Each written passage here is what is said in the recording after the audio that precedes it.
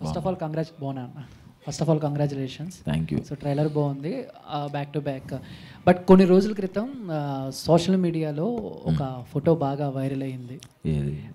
మీరు, విశ్వక్ సేన్ గారు, కార్తిక్ సుబ్బరాజ్ గారు, ఆండ్రియా గారు, సింబు గారు, సత్యదేవ్ గారు, సో మీ అందరినీ పెట్టి 11-12 మంది స్టార్స్తో అసలు ఏం ప్లాన్ చేస్తున్నారా అని చెప్పేసి, సో దాని గురించి ఏమైనా అప్డేట్ ఉందన్నా? సోషల్ మీడియా మొత్తం ఒక్కసారిగా షేక్ అయిపోయింది.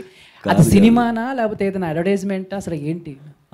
నేను ఆ రోజు ఇన్స్టాగ్రామ్లో స్టోరీ పెట్టా, ఎవర్రా మీరంతా అంటే, నాకు తెలియకుండా మీరు ఎలా చేస్తారు, వాళ్ళకి తెలిసి ఉండదు, మిగతా వాళ్ళకి కూడా. అది ఎందుకు వేసారో మరి తెలియదు నాకు కూడా.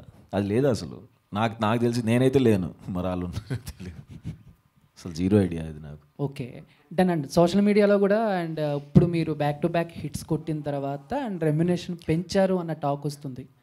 పెంచాలిగా మరి, ఇంక నేను బతకొద్దా? ఇక నేను జూనియర్ ఆర్టిస్ట్ నుంచి వచ్చాను, రోజుకు 100 రూపాయలు తీసుకుని నుంచి వచ్చాను, తీసుకోవాలనుకుంటాను కదా నేను కూడా.